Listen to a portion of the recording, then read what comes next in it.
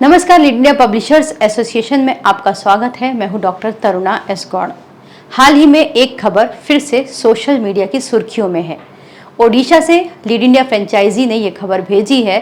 उसमें एक अखबार की छोटी सी कटिंग है जिसके अंदर लिखा है, फर्जी पत्रकारों के खिलाफ होगी कड़ी कार्रवाई। और इसमें जो अखबार है उसका नाम लिखा गया है वेलकम इंडिया। तो इस खबर की पुष्टि करने के लिए हमने 2-3 रास्ते अपनाए। पहला कि हमने MIB की और PIB की वेबसाइट पर जाकर पिछले 2 या 3 महीनों की सारी खबरें देखी।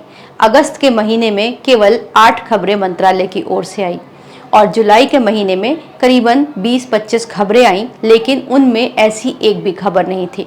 2 खबर काम की थी, वो आप जान सकते हैं। एक तो था कि राष्ट्रीय प्रसारण दिवस समारोह का उद्घाटन करते हुए सूचना एवं प्रसारण मंत्री अनुराग ठाकुर ने कहा कि अगर मीडिया के बारे में ऐसी बातें उठ रही हैं कि मीडिया आज गलत है, गोदी मीडिया है, या फिर ये कथन होता है कि मीडिया ट्रायल जैसी बातें होती हैं, तो फिर मीडिया को चिंतन खुद करना चाहिए, आत्म मंथन करना चाहिए।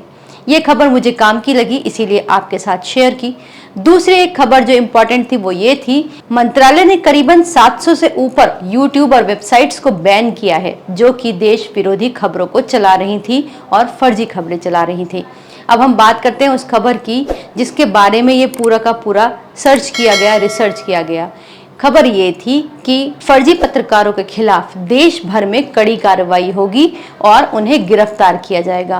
तो हमारी पड़ताल में ये खबर पूरी तरह फर्जी पाई गई। लेकिन इसमें एक बात आपके लिए और इम्पोर्टेंट है कि जहां तक ये खबर झूठी है, फर्जी पत्रकारों के खिलाफ है, ब्लैकमेलिंग करने वालों के खिलाफ है, तो हमारी पड़ताल में ये खबर फर्जी साबित हुई। और तीसरा तरीका हमने ये अपनाया कि हमने PIB के फैक्ट चेक में इस खबर को भेजा, जहां पर उनकी पड़ताल में ये खबर पूरी तरह से नकली थी, फेक थी, फर्जी थी। तो ये खबर ही फर्जी थी, तो आपको इसमें घबराने की कोई आवश्यकता नहीं है।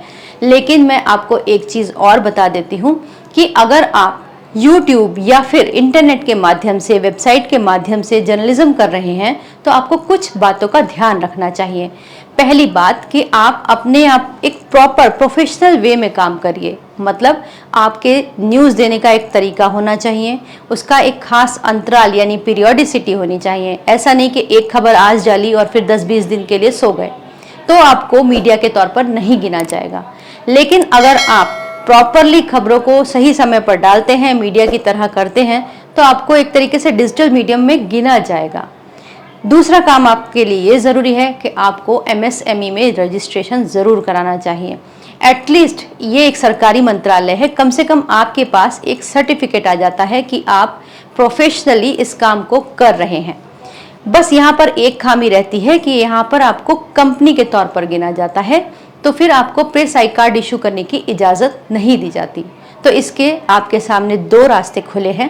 पहला कि या तो आप RNI में जाकर अपने न्यूज़पेपर को रजिस्टर्ड करा सकते हैं, और दूसरा ये है कि आप लीड इंडिया के साथ मीडिया टाइप कर सकते हैं। लीड इंडिया मीडिया टाइप के माध्यम से अपने फ्रेंचाइजी ऑथराइज करता है जो देश भर में काम कर रहे हैं। करीबन 2016 से ये फैसिलिटी हम प्रोवाइड कर रहे हैं और अब तक 450 से ऊपर जो जिले हैं उनके अंदर हमारे फ्रेंचाइजी काम कर रहे हैं।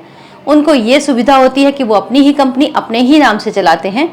अपनी खबर, अपनी भाषा, अपना कलेवर, अपनी स्थानीयता, यानी कि जो भी लोकल चीज़ें हैं, जो लोकल इश्यूज हैं, वो अपनी तरह से दे पाते हैं। पूरी इंडिपेंडेंट होके वो अपनी खबरों को दे पाते हैं और उन्हें हमारा सपोर्ट ये मिलता है कि हम उन्हें प्रेस आई कार्ड इशू करने की अथॉरिटी देते हैं। इसका प्रोसेस ये होता है कि वो हमारे यहाँ पहले एप्लीकेशन भेजते हैं, न्यूज़ भेजते हैं। अगर यहाँ हमारे बोर्ड मीटिंग में उनका प्रोफाइल पास हो जाता है तो फिर एक फीस प्रोसेस पूरा करना होता है।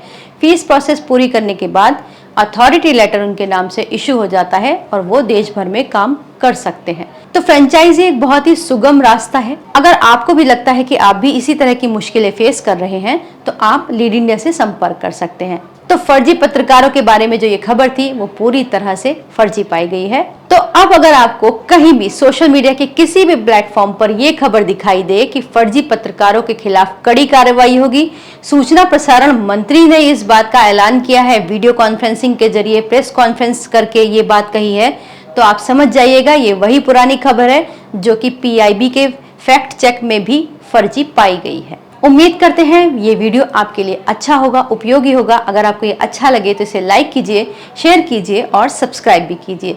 वीडियो देखने के लिए बहुत बहुत धन्यवाद।